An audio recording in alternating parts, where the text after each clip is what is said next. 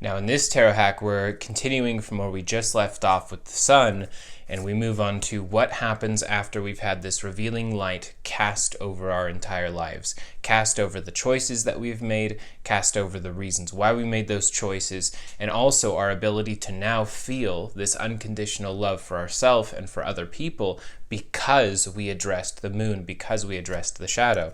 So what happens after that? Well, judgment. Basically, this is the moment where we finally are able to cast our judgment about what our life has been and about what we want for our life in the future.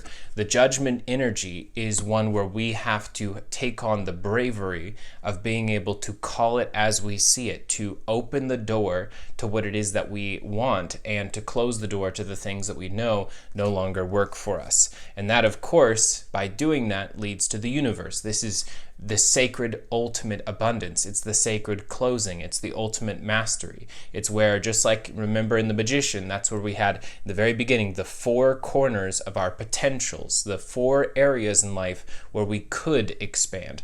Well, the universe is representative of expanding in all four areas, making those choices, being able to find ourselves in that state of abundance.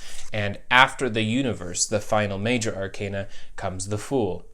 Now, I treated in this tarot hack series the Magician as the first card of the tarot, and I treated the universe as the last card of the tarot.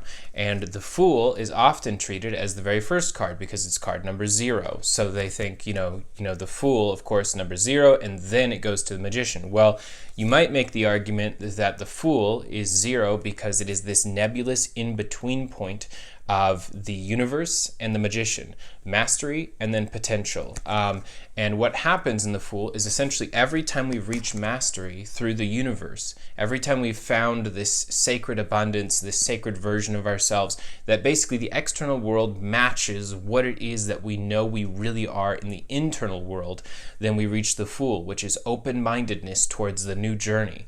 So you imagine, if you had graduated with a master's in business in the year 1995, and you said, well, my education's complete, I've graduated, I'm done, and then you think of all the technological changes that have happened to the field of business, and you imagine not stepping into the Fool, not becoming the Magician again, not learning more, how limited and stifled your understanding of the world would be, and in this particular case, business.